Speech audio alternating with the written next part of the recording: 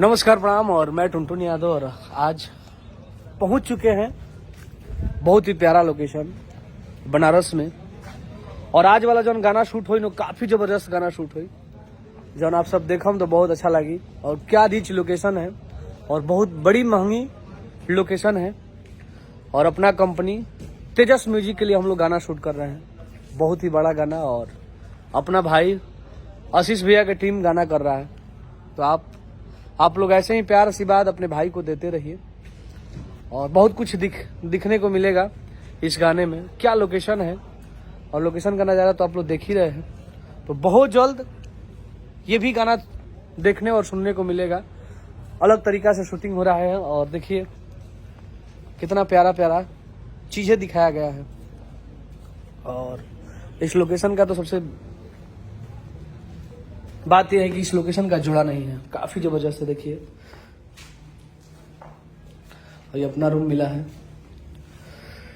तो आप लोग भाई को प्यार दे ही रहे हैं। और आज बता दो कि आज हमारे को सुबह सुबह गाना बहुत ही जबरदस्त गाना आइल बा। जौना गाना के नाम बा जयमाल सजी हथियारे से, कह दी है दुल्हवा सारे से, जयमाल सजी हथियारे से। और WMG यानी ग्लोबल म्यूजिक जंक्शन चैनल से ये हमारा गाना आइल बा। हाँ देखो भाई,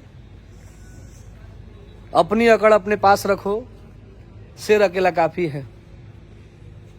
एक गाना हम गिले रही, शेर अकेला काफी है। घूमता हूं अकेले क्योंकि शेर अकेला काफी है। तो सब आप सबके प्यार आशीर्वाद बा। और जौन ग्लोबल म्यूजिक जंक्शन चैनल से जौन गाना आइल बा वो गाना के आप सब सुनी जा और अपने भाई टुनटुन यादव के भर भर के प्यार आशीर्वाद दीजा। बहुत ही प्यारा गाना बा। और आज वाला गाना शूटिंग होता वो गाना के तो नाम ना बता सके, लेकिन तेजस म्यूजिक चैनल के शूटिंग हो रहा बड़े। ये भी गाना काफी जबरदस्त बा। तो आप सब भाई को प्यार आशीर्वाद दीजिए। और एगो और गाना आइल बा माफिया म्यूजिक से, ऑडियो ही आइल बा, लेकिन गाना बहुत अच्छा बा। गाना के नाम बा हर की कहड़ देखई है केहू औरी के, आ कमी नहीं खे तोरा जस छौड़ी के, आ बुझी है ना लइका दुई कौड़ी के, आ कमी नहीं खे तोरा जस छौड़ी के। तो बस आप लोग प्यार दे रहे हैं, प्यार देते रहिए और बहुत जल्द देखने को मिलेगा आप लोगों को। तब तक के लिए दिल से धन्यवाद। मैं जा रहा हूँ शूट पे और बहुत कुछ दिखाऊंगा।